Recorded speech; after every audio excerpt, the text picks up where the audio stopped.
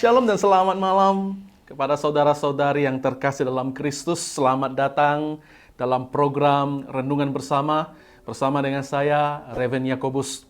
Malam hari ini kita ingin merenungkan bersama-sama firman Tuhan untuk menjadi satu dasar kehidupan kita dan memperkuat iman kita dan juga pengetahuan kita untuk lebih mengenal akan Allah kita yang kita percaya dalam Yesus Kristus. Baru-baru saja kita merayakan Paskah tentang kebangkitan Kristus. Lalu saya ingin mengajak kita merenungkan bersama-sama, apa sih makna daripada kebangkitan Kristus? Sejauh mana kita mengerti akan kebangkitan Kristus, sehingga kebangkitan Kristus itu membawa sesuatu hal yang berbeda dalam kehidupan kita.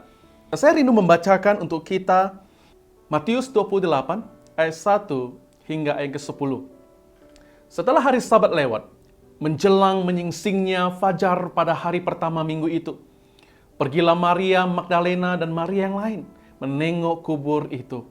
Maka terjadilah gempa bumi yang hebat, sebab seorang malaikat Tuhan turun dari langit dan datang ke batu itu dan menggulingkannya, lalu duduk di atasnya. Wajahnya bagaikan kilat dan pakaiannya putih bagaikan salju.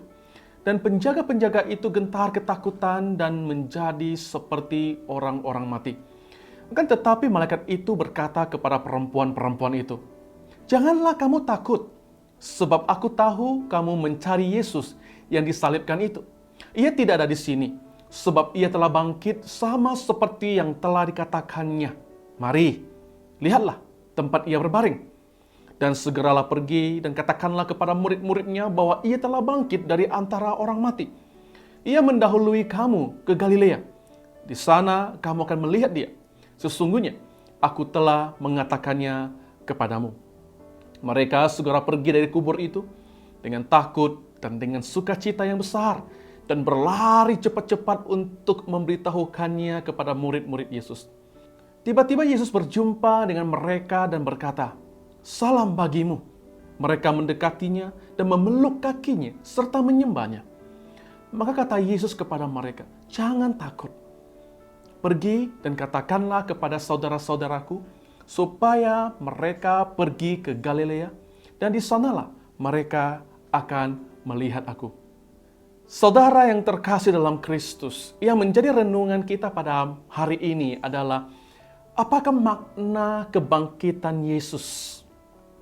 Nah, barusan saja kita baru membaca dari Matius 28 yang merupakan berita kebangkitan Kristus yang disampaikan oleh malaikat kepada perempuan-perempuan itu. Nah, bagi setiap orang yang percaya, kebangkitan Kristus merupakan sebuah peristiwa yang sangat-sangat berarti.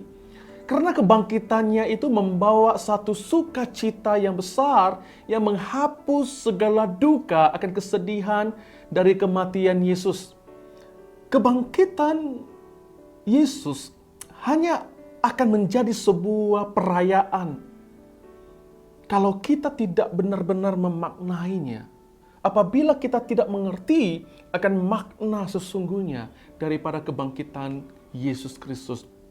Karena kebangkitannya tidak hanya berbicara sebuah perayaan, namun merupakan sebuah berita yang harus disampaikan. Sama seperti berita disampaikan oleh malaikat kepada perempuan yang datang melayat ke kubur Yesus. Kebangkitan Kristus akan menjadi berita kemenangan dan pengharapan apabila kita benar-benar mengerti. Dan kita juga dapat memberitakan berita kebangkitan Kristus kepada orang lain.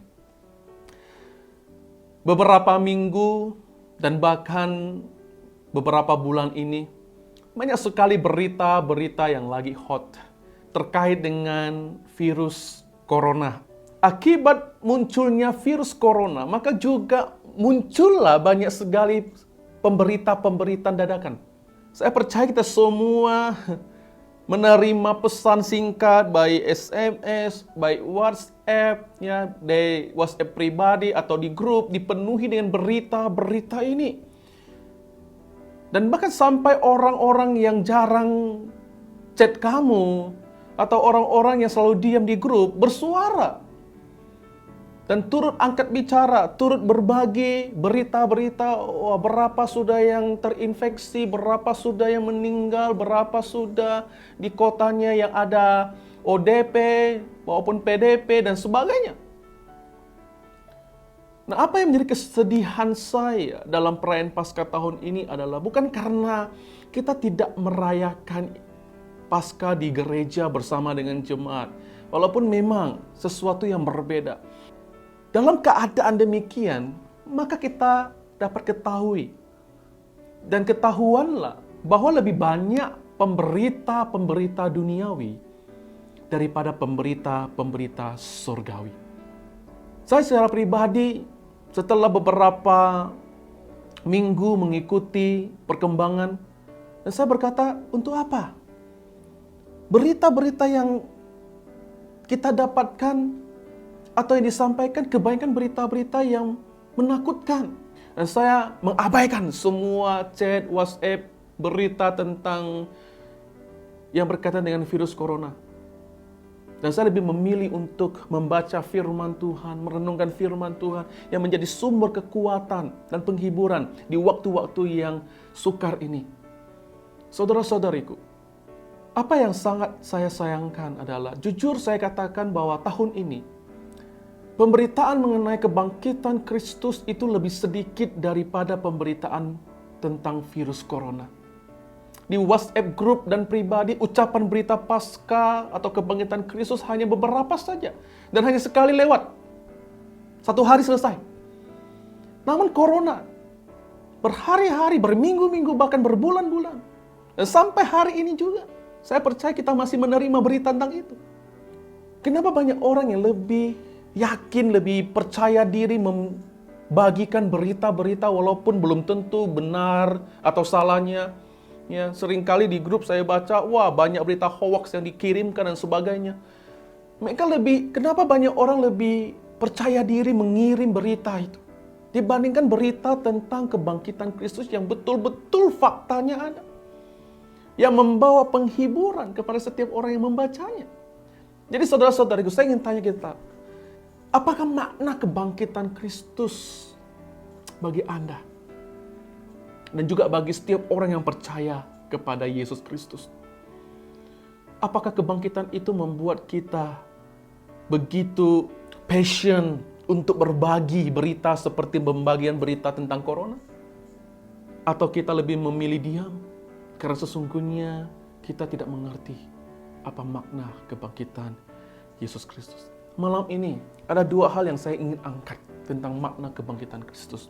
Yang pertama adalah kebangkitan Kristus artinya kemenangan atas maut.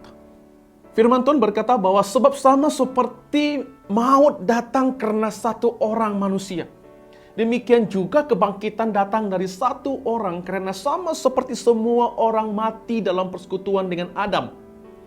Demikian juga semua orang akan dihidupkan dalam persekutuan di dalam Kristus. Artinya adalah bahwa setiap orang yang percaya kepada Kristus akan mengambil persekutuan yang sama dengan kebangkitannya, yaitu di mana kuasa dosa yang adalah maut telah dikalahkan oleh Kristus, sehingga kita yang percaya kepadanya, kita mengalami kemenangan atas dosa dan maut yang selama ini mengikat kita. Kemenangan membawa arti bahwa posisi kita ada di atas dari yang kalah. Yang mana kita ketahui bahwa semua orang telah berdosa.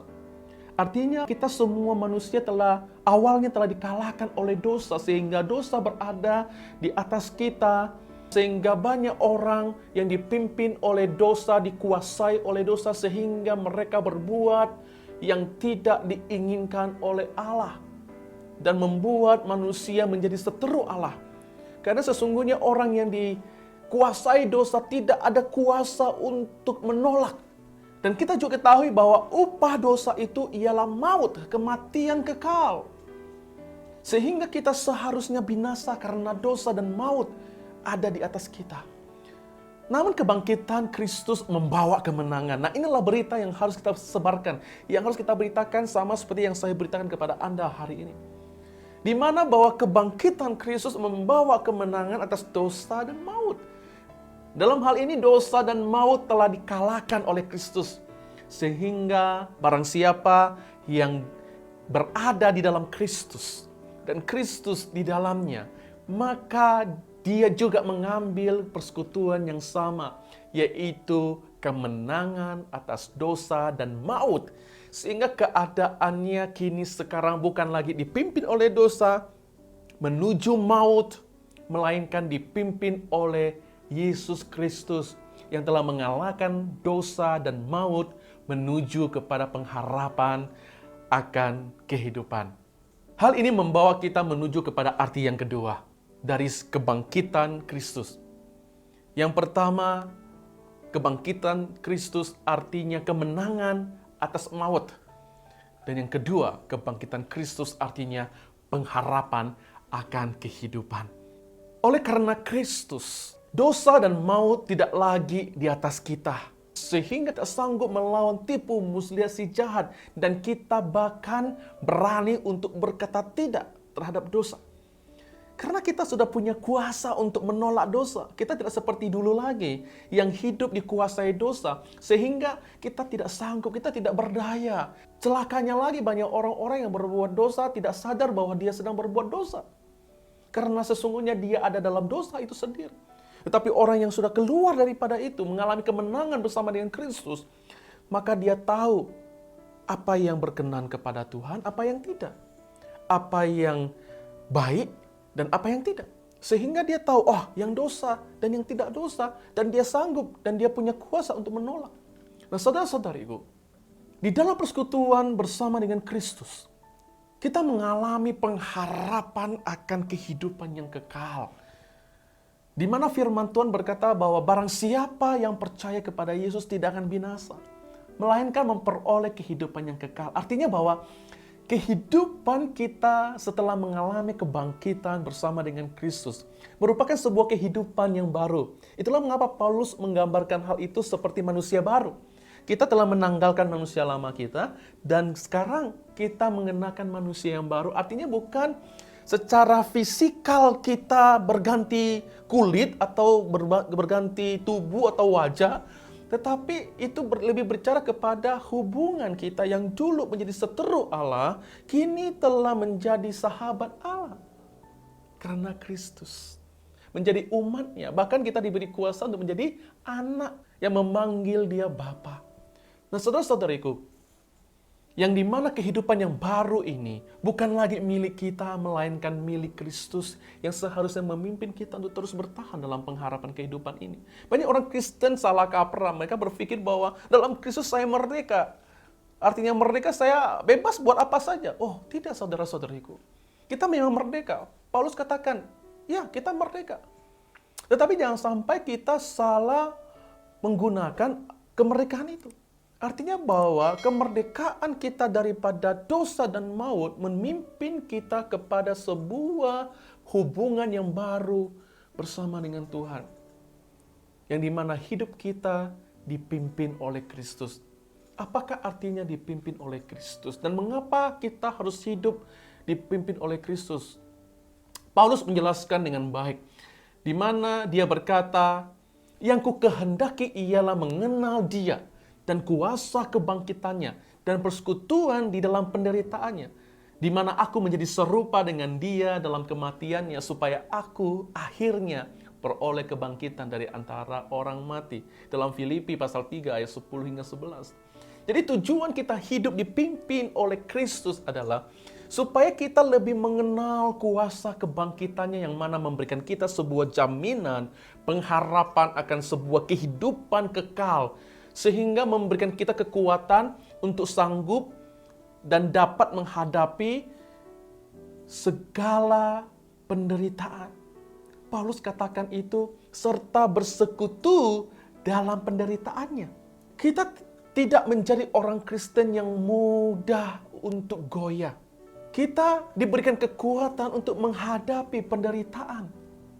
Walau penderitaan apapun yang kita hadapi, kita akan menghadapinya dengan tegar dan terus bersandar dan percaya kepada Tuhan. sehingga kita semakin serupa dengan Kristus yang juga telah menderita bagi kita, sehingga dalam penderitaannya kita menghadapi kematian daging dan akhirnya juga menghadapi dan memperoleh kebangkitan dari antara orang mati.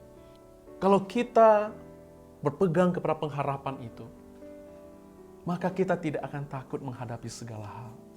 Terutama dalam keadaan sekarang ini, di mana kekhawatiran, ketakutan bukan lagi terhadap virus coronanya, tetapi gejolak perekonomian, banyak orang-orang yang diberhentikan dari pekerjaan, banyak orang-orang yang tidak dapat penghasilan, dan membuat mereka khawatir dan takut akan hari esok. Nah, saudara-saudariku, apabila kita benar-benar memaknai sesungguhnya penderitaan yang sedang kita alami bersama dengan Kristus, dan kita memaknai kebangkitan Kristus yang adalah membawa pengharapan, maka kita tidak akan takut dan gentar. Namun setiap hari kita masih sanggup untuk bersyukur kepada Tuhan.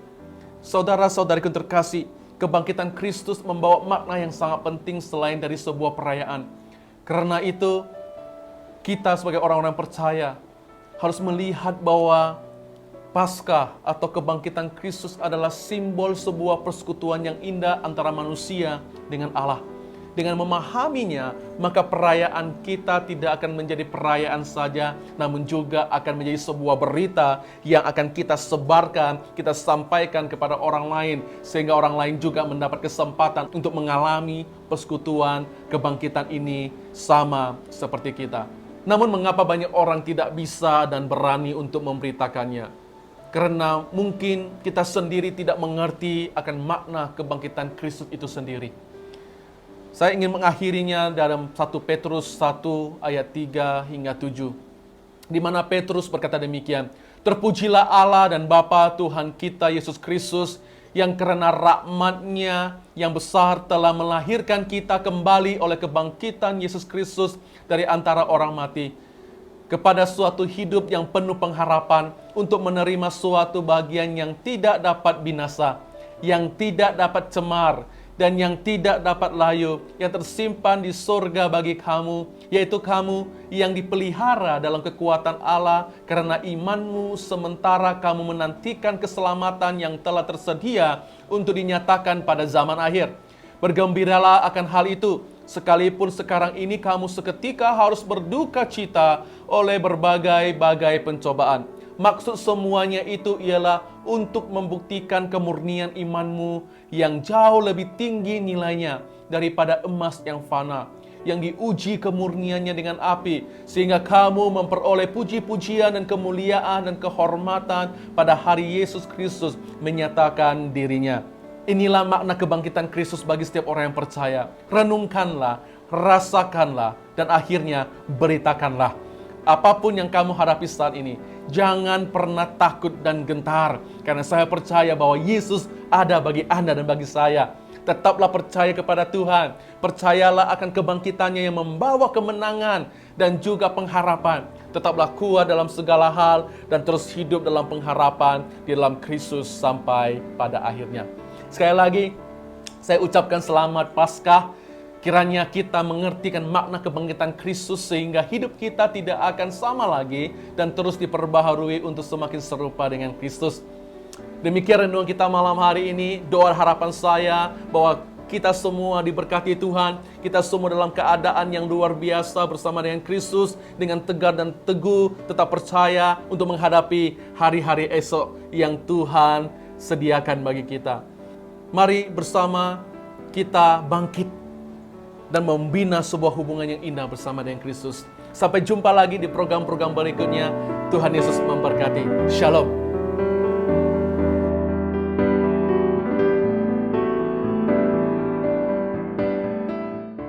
Bagi Anda yang rindu untuk menerima pelayanan doa, silakan hubungi nomor yang tertera atau tinggalkan pesan di kolom komentar. Tim kami akan siap untuk melayani Anda.